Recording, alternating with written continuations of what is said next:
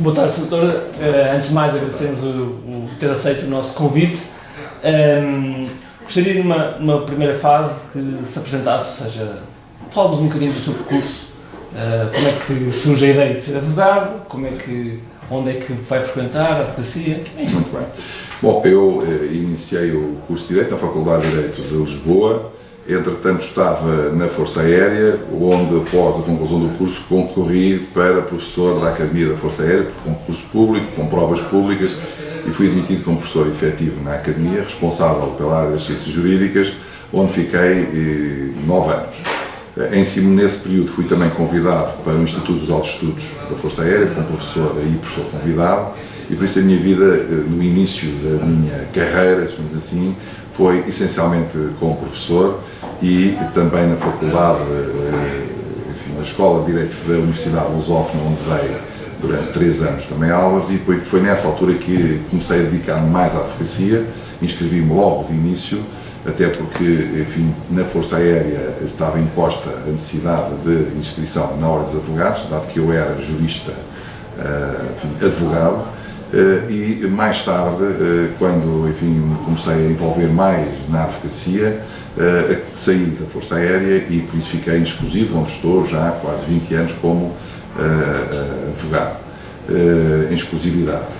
Deixei de dar aulas e só ocasionalmente, em pós-graduações, é que dou um semestre ou um módulo, por isso deixei a atividade docente e dediquei-me exclusivamente só à advocacia. A advocacia que vou, enfim, mediando, mantendo, com a produção de livros, de artigos, enfim, algumas conferências. Produção de livros, desde sempre, costumo às vezes dizer na brincadeira que falo muito, mas escrevo mais, embora não pareça. Desde sempre, quer quando comecei a dar aulas na academia, fiz logo apontamentos, pequenas brochuras, enfim, sínteses, aulas. Mas há um gosto por escrever ou...? Não, há um gosto por sintetizar, por resumir, por estabelecer objetivos quando se aprende. Acho que realmente o conhecimento pelo conhecimento é um dom que nem todos conseguem manter e desenvolver. O conhecimento prático, o conhecimento aplicado, aquilo que nós precisamos para o dia-a-dia, quando nós não temos, normalmente quem sofre são os clientes, quem sofre são aqueles que precisam dessa demonstração de conhecimento. E por isso eu tenho alguma tendência para, se a área de atuação é na área das insolvências, recolho a legislação, faço um artigo, faço uma síntese, depois, se puder, faço uma anotação à lei, se puder mais à frente, faço um livrinho, e desde sempre. Por isso, umas vezes com mais profundidade, outras vezes com menos profundidade, mas esta tem sido, enfim, uma característica que transmiti ao escritório, admito. Daí que o escritório tenha hoje uma coletânea de, enfim, direito imobiliário, com 6 volumes, que abrange as áreas todas do direito imobiliário. É realmente um livro de referência, na minha opinião, e que resultou de trabalho ao longo de mais de 10 anos. Aquilo não foi feito no que tem legislação de ordenamento de território, legislação de empreendimentos turísticos, enfim, há aqui uma série de... Naturalmente que esse tipo de produções são feitas em conjunto com outros colegas do escritório, em geral, mas deve-se às áreas de especialização do escritório. Nós não fazemos para vender. Aliás, os direitos de autor, enfim, não temos nenhuma referência quantitativa desse montante, não tem significado nenhum para o funcionamento do escritório, mas tem significado para os departamentos. É um departamento de urbanismo, normalmente as pessoas que estão nesse departamento acabam por produzir alguns conteúdos para termos, enfim, certeza de que estamos bem localizados no direito. E como é que surgiu a ideia de já ser advogado? Bem, a ideia de ser advogado, enfim, não posso dizer que foi uma paixão de primeira hora. Tenho que admitir. A minha paixão, uma certa visão que eu tive do futuro, foi a Força Aérea, foi ser militar. O meu pai faleceu, tinha 14 anos, em serviço, era militar. Não sei se por isso, por outra razão, por isso logo novo tive um desejo de ir para as Forças Armadas, ir para a tropa, como se dizia, ser militar. Bom, depois é que se desenvolveu o gosto pelo direito e realmente foi uma coisa que me foi invadindo que, enfim, me levou a abandonar essa carreira para abraçar esta. Mas nunca tive de miúdo, aos 14 ou 15 anos, quero ser advogado, quero estudar direito. Não, isso realmente não foi algo que eu, pelo menos, tivesse tido memória de ter acontecido. Muito bem. Pronto, nós temos, como é óbvio, acompanhado com poucas notícias e há o interesse de participar talvez numa candidatura à presidência da Ordem dos Advogados. Como é que neste momento está o seu sentimento em relação a isso? Eu tive um período longo em que participei na Ordem como dirigente, exatamente, fui vice-presidente do Conselho Distrital de Lisboa e depois presidente. Foi um gozo muito grande, um sacrifício também muito grande, pessoal, com alguns prejuízos pessoais, no escritório, etc. Mas realmente estabeleceu uma ligação, provocou uma ligação muito intensa entre o exercício da prática como advogado e a atenção sobre a instituição Ordem, que, enfim, agrega todos os advogados.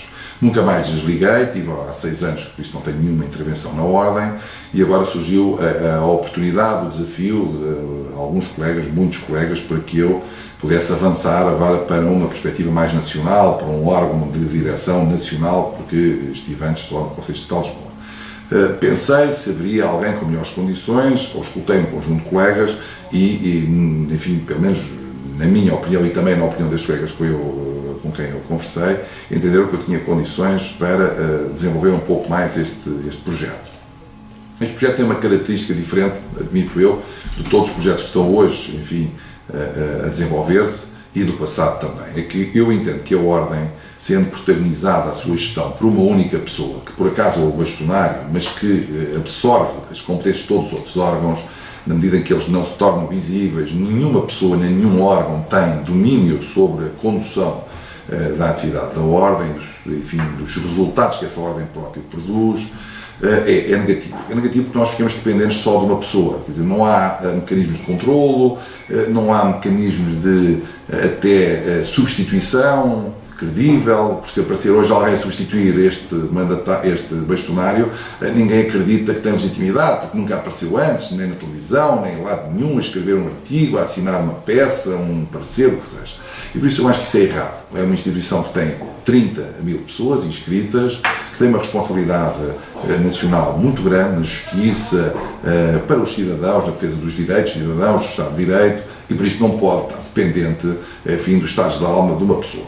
Naturalmente tem que haver alguém que lidera, tem que haver alguém que surge em última instância a representar a Ordem, a representação tem que ser do bastonário, indiscutivelmente, mas a direção, a gestão, os mecanismos de controle das atividades da Ordem tem que ser de um órgão colegial. Mas eu costumo dizer muitas vezes que o grande problema da Justiça é ter demasiados advogados, demasiados juristas, incluindo o próprio Ministério, ministro, secretário de Estado, chefe de gabinete, é tudo jurista, do que gestores. Não há ninguém com a vocação de gestão, com a capacidade de fazer o planeamento, a programação, aplicar, digamos assim, esse mesmo planeamento aos meios e por isso ter aqui critérios logísticos de sua afetação e de desenvolvimento, controlo, estatística, nada disso acontece. Se existe os meios antes da legislação. Antes da legislação, nada disso acontece. E por isso os grandes erros que se cometem na Justiça não é de julgamento, os grandes erros é da falta de julgamento. É da atropia completa do funcionamento da Justiça. É aí que está, digamos assim, o grande problema.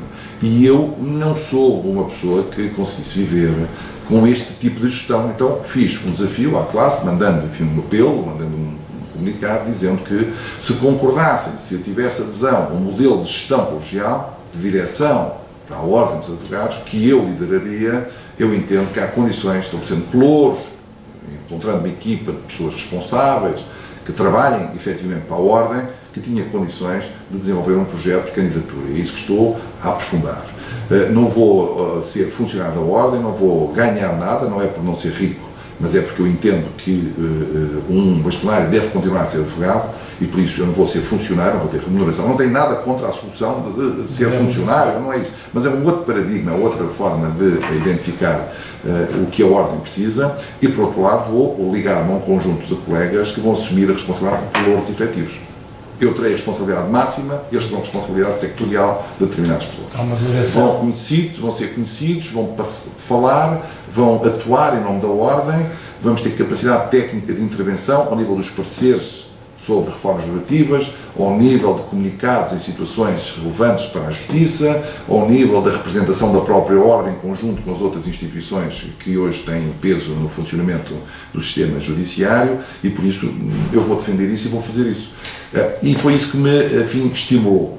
Se chegar à conclusão que efetivamente os advogados não querem isso, querem ter na mesma um chefe, um bastonário, com o seu bastão, a dizer o que lhe apetece, sem controle, então aí, chegar a essa conclusão antes das eleições, abdicarei e voltarei ao meu lugar, que é aqui no escritório, não sou muito bem.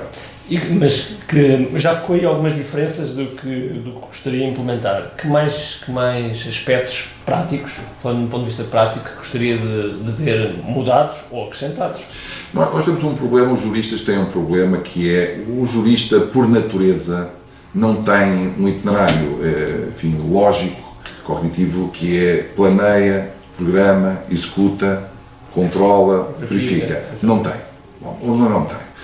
Tem uma atuação mais, digamos assim, emocional, do teatro, digamos assim, da justiça, que é no julgamento, no processo, na causa concreta, não tem, digamos assim, uma lógica que acabei de referir. E o que a Ordem precisa é ter essa lógica, tem que ter uma lógica, não digo empresarial, mas tem que ter uma lógica de funcionamento que é tendente sempre, tudo o que faz para a eficiência, tendente para o resultado. Não pode viver, digamos assim, de ideias que, parecendo magníficas, nunca chegam ao terreno, nunca chegam à satisfação dos advogados e dos cidadãos. A justiça funciona assim. Cria-se uma lei, veja a lei do arrendamento, criou-se uma lei, já se julgava que estava tudo acabado, a última lei, o último regulamento, a última norma, porque para os cidadãos é tudo igual, a lei, não importa se é uma portaria, se é um decreto de lei, se é uma lei de Assembleia, é a lei. A última norma surgiu meses e meses depois. Ou seja, tivemos meses sem nenhuma norma que pudesse ser aplicada. Veja o que é que isto provoca nas pessoas, provoca uma instabilidade, provoca uma ideia de revolta contra o quê? Contra a formação da própria norma. Agora veja a aplicação. A norma diz que é para fazer em 15 dias. E o cidadão sabe, ao fim de 30 dias não está feito, 40, de 50, de um mês, 2 anos, o que seja. Veja o que isso provoca uma revolta imensa.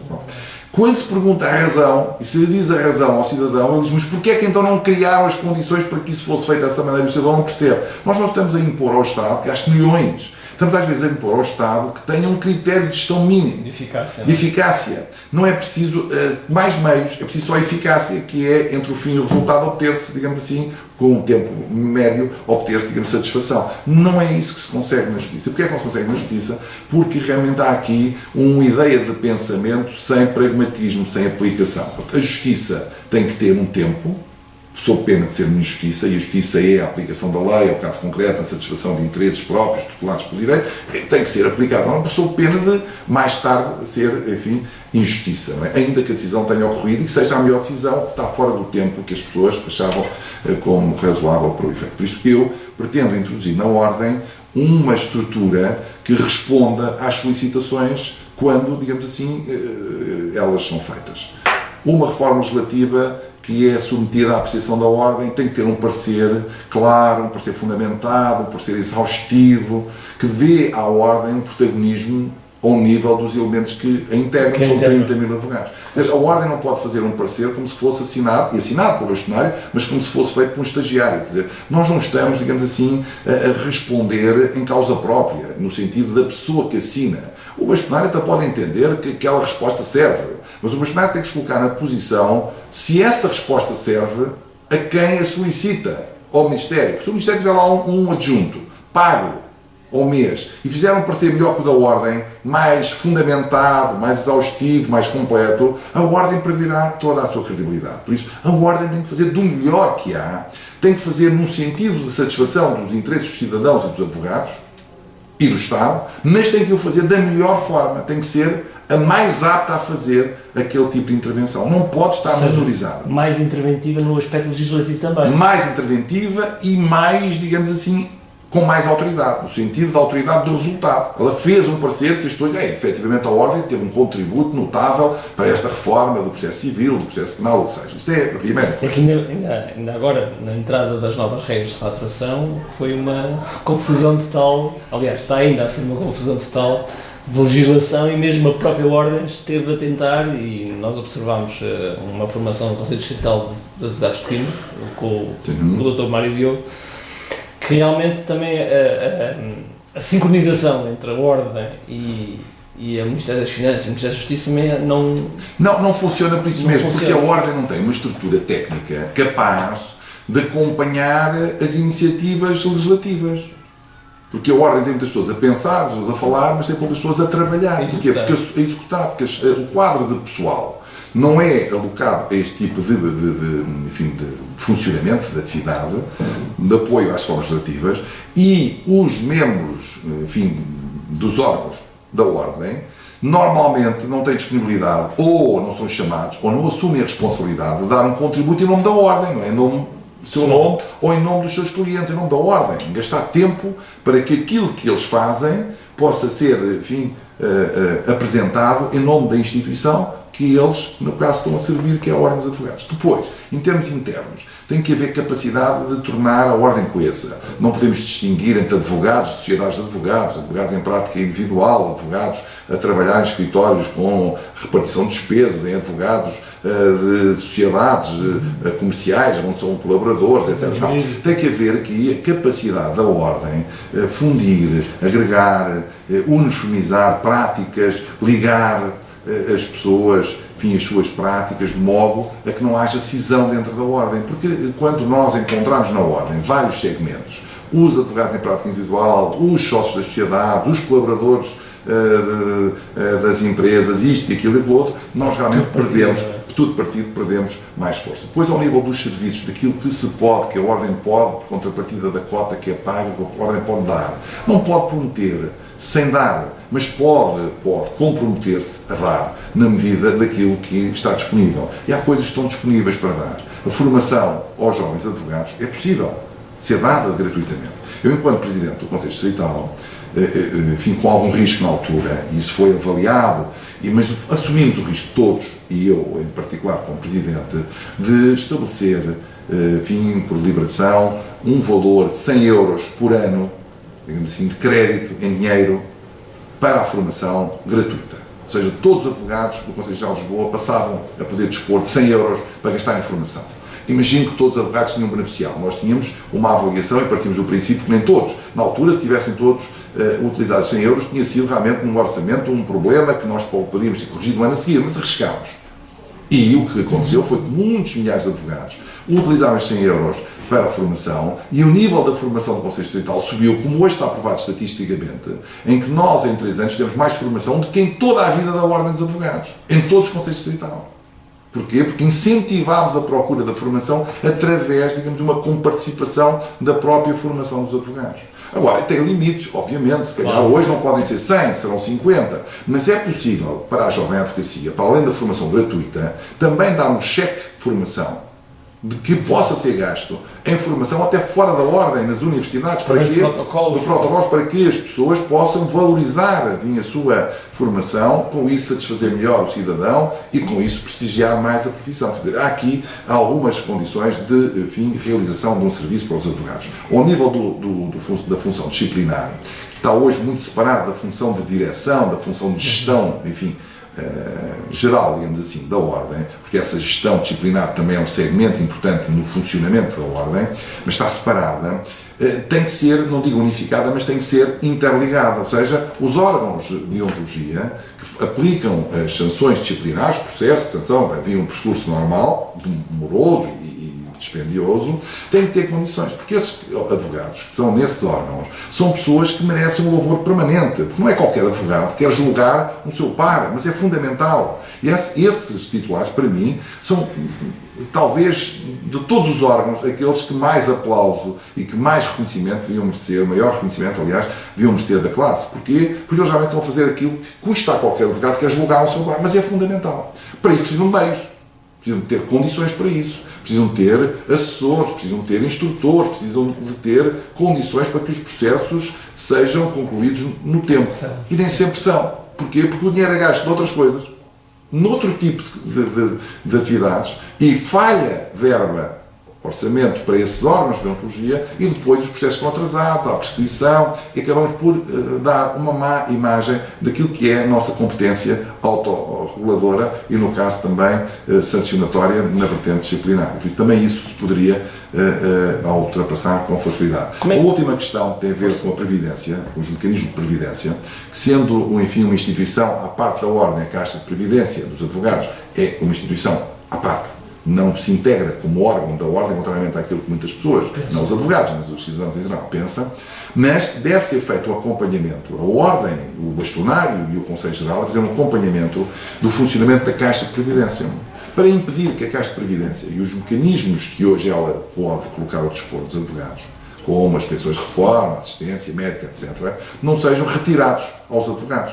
como já aconteceu a outras caixas, para que o Governo não tenha a tentação de agarrar nas verbas que estão na Caixa e nos seus ativos e colocá-los na Segurança Social, no regime geral. Por isso, a Ordem tem a obrigação de acompanhar, de se ligar, de abraçar a Caixa, não para instrumentalizar, mas para a manter como, enfim, um elemento importante à independência e à dignidade no funcionamento da advocacia. Para isso tem que estar próximo, não pode ser só por palavras, tem que ter acompanhamento, tem que ter responsabilização permanente e identificação de quem tem a responsabilidade desse acompanhamento. Pronto, era a última e como é que vê situações mais que são dúbias e que com o crescer da sociedade hoje em dia, como por exemplo a publicidade dos advogados, como é que... Penso que aí nós já estamos quase no ponto, eu diria que é um fermento que foi colocado, enfim, num bolo, não é? Enfim, algo complexo, que hoje talvez tenha atingido o momento de equilíbrio, na minha opinião. Alguma coisa mais se pode afinar, mas julgo que já estamos muito próximos daquilo que é, de mim, o padrão que eu, por exemplo, defendo. Já se pode fazer alguma divulgação das sociedades, das especialidades, dos advogados, dos currículos, em situações pontuais pode fazer também dos clientes, enfim, das áreas em que se intervém, em concreto, mas sem identificar propriamente, sem ser uma angariação ilícita, da área de atividade, de algumas realizações em concreto, e por isso entendo que se pode evoluir, mas não é preciso uma grande... Porque às vezes vemos aqui um contrassenso que é, do ponto de vista, vamos chamar offline, portanto, do jornal, etc., vemos uma menor publicidade do que do mundo online. No mundo online nós vemos mas isso tem a ver com uma mentalidade, talvez precise de... O que se pode fazer online também se pode fazer online, por isso não há razão nenhuma. Só que tem talvez mais receio, se for no jornal parece mal, se for no site não. Mas é uma questão de mentalidade. Veja que o acesso dos advogados aos meios eletrónicos é algo recente, porque lembro-me que também no tempo em que participei na criação do Centro de Formação Online da Ordem, quando começámos com a formação e-learning, que o número de advogados que tinha e-mail era reduzidíssimo, e hoje todos têm, mas às vezes é preciso um período maior de adaptação. Aí é mais mentalidade do que propriamente limitação estatutária, e por isso penso que na publicidade estamos mais ou menos equilibrados. Estando já ligado há muitos anos à docência, como é que vê também essa interligação com as faculdades de Direito? No fundo é ali que eles nascem, não é? Bom, daí nós temos que resolver esse assunto, a existir um problema do número. Que há um assunto e há um problema, não é? O assunto é a formação base na faculdade como indispensável e única à entrada na ordem. Pronto, há aqui uma linha que é licenciado em Direito, pode ir para advogado, se for licenciado em Ciências Jurídicas já não pode. Pronto, há aqui uma organização do ensino que leva que o licenciado em Direito, em princípio, será advogado a 90%, o número, a porcentagem de 90%, depois alguns para juízo, o resto para colaboradores, juristas em empresas ou na função pública. Bom, é assim, não sei se há condições. Número, para alterar. Número. Menos vagas. Nós sabemos que menos vagas na universidade corresponderão naturalmente a menos pedidos de ingresso na ordem. Isso é uma ligação direta. Mas podemos deixar de facultar o acesso a uma universidade, a um curso de Direito, só porque a ordem não quer gente, não quer mais advogados? Não tem dúvidas. Mas podemos dificultar a entrada na ordem de modo a criar aqui uma cota? Não. Mas podemos avaliar à entrada as pessoas que têm condições para o exercício da profissão, em condições de igualdade com outras profissões, como os juízes, como acesso à função pública, etc.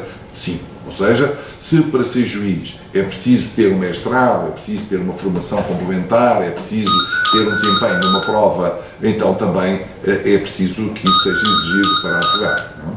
Nesse sentido, acho que alguma coisa tem que ser feita, que é o paralelismo da exigência entre a profissão de advogado e o acesso às magistraturas. Acho que é aí o caminho. Controlo da formação, qualidade da formação. Tanto vale para os advogados, como para os engenheiros, para os arquitetos. Deve haver realmente mecanismos de controlo dessa formação para, digamos assim, elevar o seu nível, para saber que as pessoas que tiram a licenciatura, depois o mestrado, etc., têm a qualidade suficiente para o desempenho de determinadas funções profissionais. Eu concordo. E a Ordem pode colaborar, e a Ordem pode interagir, pode, deve, também deve. E também deve receber no seu seio a interação das universidades, deve. Essa ligação tem que se fazer de forma unívoca e de forma transparente, sim. Para isso o que é preciso? É preciso que um professor que é advogado tenha orgulho de ser advogado. E que um advogado que não é professor também respeite a condição de professor de outro. Ainda que, porventura, numas franjas pequeninas, possa com ele concorrer ao nível dos parceiros, etc. Nós não podemos fechar a porta da Ordem, temos de deixar entrar na Ordem as pessoas que, não sendo advogados, são juristas de mérito, são juristas com condições de também desenvolver serviço jurídico, embora não o serviço de advogado, não a atividade de advogado. E isso nem sempre está equilibrado. Eu acho que neste momento está um desequilíbrio total. Porquê? Porque a Ordem não apoia pós-graduações, mestrados que estão a ser desenvolvidos nas faculdades, muitos deles em áreas práticas com interesse para a advocacia, e isso acontece porque a Ordem deixou de interagir, de estabelecer diálogo com as universidades, de forma, na minha opinião, errada. Mas já as sociedades de advogados, as maiores, aquelas que têm mais protagonismo, já dão apoios a algumas pós-graduações, depois o seu timbre, o seu logo, nesse tipo de... E a Ordem não está lá, devia lá estar a Ordem. Era a Ordem que devia dizer, estes cursos, prática em processo civil, prática em processo penal, etc., etc., são cursos do interesse para o exercício da profissão. Não obriga ninguém a frequentá-los, mas avaliando o seu currículo, vê que esses temas desenvolvidos da maneira que vão ser desenvolvidos têm interesse para valorizar o advogado que quer estar na área do processo penal, quer estar na área dos contratos, etc. E então a Ordem devia, não diria, enfim... Até quase dar um selo de qualidade. Devia, pelo menos, dar nota do interesse. É um interesse indicativo, com certeza, mas devia. E para isso mereceria das faculdades também algum reconhecimento da formação que se faz ao nível da deontologia, da organização judiciária, daquelas áreas que as faculdades não tratam, mas que são fundamentais para que um jurista, um licenciado em Direito, possa ingressar como advogado. Por isso, há aqui mais diálogo a fazer e depois, penso que a meio disso, depois desse diálogo, conseguem, enfim, estabelecer-se novos equilíbrios. E, saindo agora aqui um bocadinho das questões da Ordem, e vendo o panorama recessivo que Portugal se encontra, e por sua vez encontramos alguns advogados também depressivos em relação à situação, como é que vê a atividade da advocacia em Portugal neste período e se calhar formas de sair dela? Como é que está a ver essa postura dos advogados e como é que está a ver essa situação? Os advogados têm que admitir que esta fase nos obriga a apanhar em determinadas oportunidades que antes, se calhar, eram rejeitadas e desenvolver segmentos da nossa atividade que antes não diriam que eram rejeitados, mas que eram colocados, enfim, para uma terceira linha. E o que é que eu quero dizer com isto? É que hoje o advogado, se calhar, tem que, baixando o custo da produção do serviço, não é? Aceitar pedir uma certidão, aceitar entregar um requerimento pessoalmente, etc., de modo a que consiga aí, enfim, ter um pagamento que compensa a perda na atividade que antes era mais bem paga. Pronto, por isso há aqui um nivelamento, mas em baixa é um facto de vários patamares de exercício da atividade. Nós sabemos que há patamares de complexidade imensa, de responsabilidade imensa, no sentido de coisas mais importantes, porque maior valor, ou porque de interpretação jurídica mais complexa, julgamentos que encerram valores que para o cliente e para a sociedade realmente são muito mais, enfim, avultados. Depois, uma linha média onde há uma satisfação normal dos interesses do cliente, com alguma rotina, às vezes com massificação, e depois uma outra, enfim, vertente mais acessória, complementar, necessária, mas de apoio à prestação. E aí, se calhar, temos que lá ir. Até aqui a gente diz, a entrega dos requerimentos no tribunal, ou a entrega das certidões, podemos contratar uma prestação de serviços autónoma, que já não é tão uma função jurídica. Se calhar hoje temos que lá ir, temos que estruturar o escritório também para fazer isso.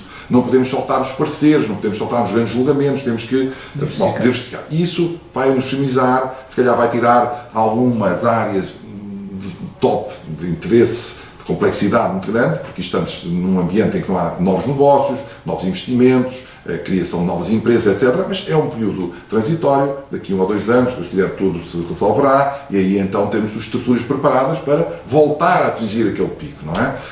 E até lá sobrevivemos, mantemos os colegas a funcionar, todos nós solidários uns com os outros, de modo a que se possa, enfim, manter as equipas, porque só assim é que conseguiremos continuar a desenvolver um trabalho de qualidade para os clientes, e os clientes são os nossos, enfim, destinatários, aquelas pessoas que nos levam a manter tudo isto a funcionar, porque não vale a pena estar num escritório a investigar e a ser conhecedor do direito quando não temos clientes, quando não temos solicitações para poder desenvolver a atividade. E como é que definiria o perfil de um advogado? Eu tenho a ideia que no passado a razão da advocacia não ter crescido de forma mais uniforme e de ter criado aqui uns vazios, aqui aonde? Entre a prática individual e as grandes sociedades, criou-se aqui um vazio, há aqui um terreno, durante muito tempo, um terreno de ninguém. As grandes sociedades, normalmente formadas por pessoas que tinham uma visão da gestão, da eficiência, na prática, e por isso criaram estruturas, enfim, mais crescendo, hierarquizando e tal, com esses modelos, independentemente de gostar ou não, o que é certo é que elas estão aí, e o que é certo é que agregam muita gente, mas houve aqui um fosso, aqui um terreno de ninguém, algo que ninguém tratava, trabalho que ninguém fazia. Porquê? Porque os grandes agregadores, isto há muitos e muitos anos, obviamente, há muitos anos, talvez 25 anos, 20 anos, os grandes angariadores não tinham estrutura para responder a todas as solicitações. Havia advogados que marcavam entrevistas, consultas, para 15 dias depois, para 20 dias, tinham listas de esperas imensas, mandavam os clientes fazer coisas, diziam, vai entregar este papel, vai lá pedir isto, não tenho tempo e tal. Porquê? Porque os advogados tratavam sozinhos de tudo. As coisas eram complexas, tinha que se fazer à máquina, tinha que se entregar em papel, tinha que se carimbar, tinha uma burocracia imensa à volta de qualquer realização de, enfim, trabalho jurídico, e por isso, como não se organizaram, como não se estruturaram, porque era proibido a publicidade, as sociedades começaram já há mais tempo, mas a forma embrionária e tal, então tudo isso, esse trabalho que estava aí a meio, que devia ter sido feito por juristas, por advogados, esse trabalho estava a meio, passaram a ser feito por profissionais liberais sem essa habilitação.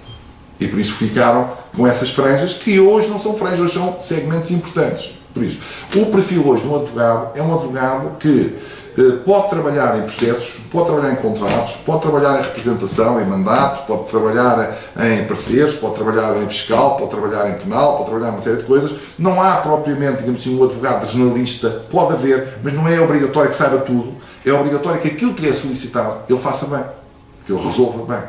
E se tiver a equipa, funciona com outro, digamos assim, outra complementar, de outra forma mais apoiada. Se estiver sozinho, tem que saber rejeitar. Porque se eu em um assunto fiscal e se a pessoa só faz penal, nunca tratou com a complexidade da legislação fiscal, é melhor dizer, olha, procura outro cliente, outro advogado. Mas se disser isto, perde aquele cliente, porventura, ou aquela oportunidade. Então tem uma tendência, então tem que arranjar parcerias, tem que arranjar ligações, tem que se organizar de modo a que passe para outros colegas, sem perder o cliente, mas passe o trabalho. Os médicos fazem muito isso, embora uma lógica diferente, não é? O médico tem uma especialidade e indica o outro, e o outro médico, se for lá alguém, indica aquele que o indicou. Permutam, dividem entre eles, em função do interesse do doente, no caso aqui do cliente, do cidadão, dividem as valências e as competências, porque eu acho que isso é importante, é uma forma de organização. Agora, não há propriamente o perfil do processualista, do parcerista, do contratualista, não há, na minha opinião. É a forma de organização dos advogados e da ligação de uns com os outros pode fazer a diferença, mas o importante é saber que naquele momento se consegue satisfazer os interesses do cliente. Muito bem.